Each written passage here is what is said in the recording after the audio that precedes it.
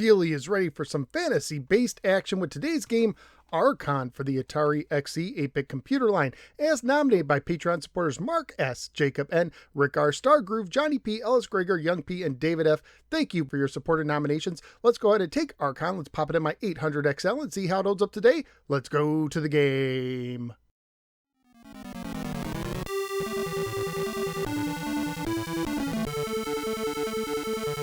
Archon was developed by Freefall Associates and originally published by Electronic Arts in 1983 on disc for the Atari 8-bit computers. It would also be ported to several other computers and even the NES, and in 1987, Atari themselves published the cartridge version for the XE line. The manual opens with the following: "You are about to engage in the ultimate battle of the universe, the eternal struggle between light and darkness. Within your power rests the future of the world as we know it. Which side will you be on? Who will be your opponent? Which side will make the first move?" Archon combines elements of chess, Lord of the Rings style fantasy, and one-on-one arcade style action. It can be played by 1 or 2 players, and in a single player game, you can decide which side, light or dark, is controlled by the computer.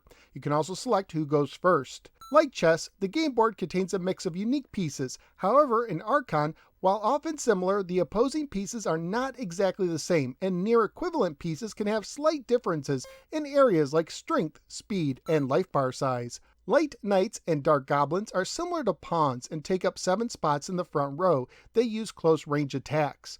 The Light Archers and Dark Manticores fill out the front row. They use projectile attacks. Light Valkyries can fly and use projectiles, but the Flying Dark Banshee uses close range whale attacks.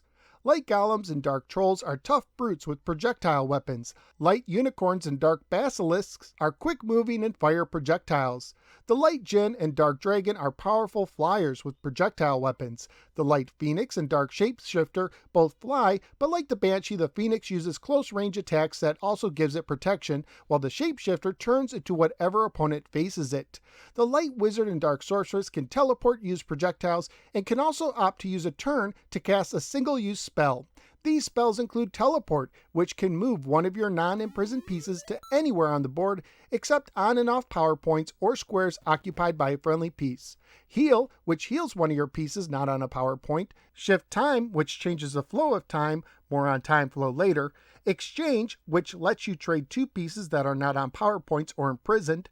Summon Element, which lets you send an elemental creature to attack an opponent. Revive, which lets you bring back 1 defeated piece to a vacant space near your wizard or sorceress.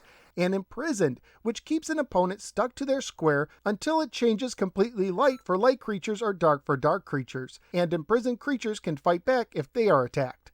The wizard and the sorceress cannot use spells if imprisoned. The spaces on the board play a huge role in the game.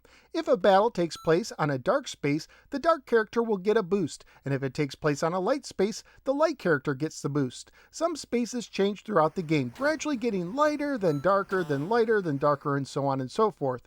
The Flow of Time spell can reverse the direction the shades are going.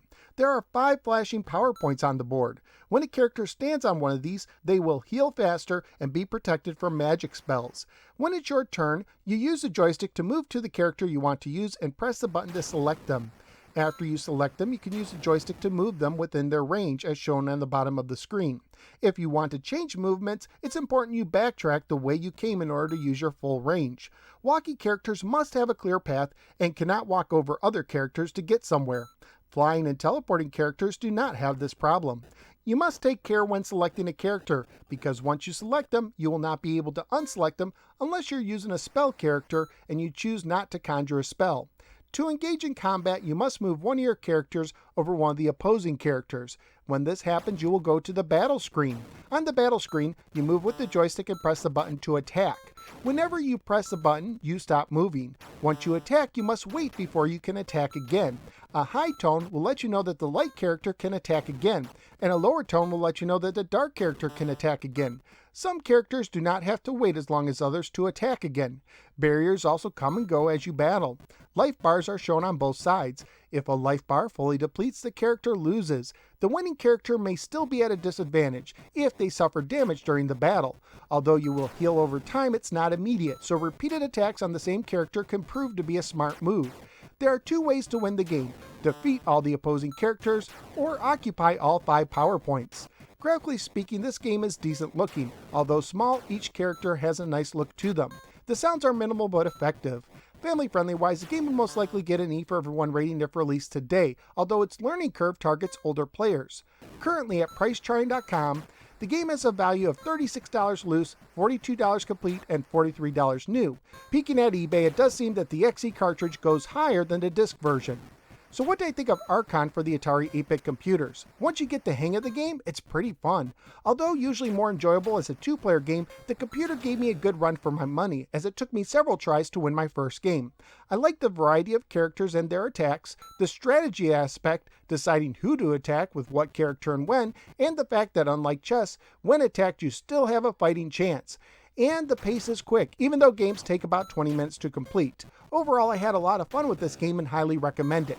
So where am I going to rank Archon? As a single player game, which is how I rank my games, I find it slightly more enjoyable than Blue Max at 2, but I still like Orc Attack better at 1. So out of the 22 games that now ranked for the Atari 8-bits, Archon is defending some power points at the 2 position.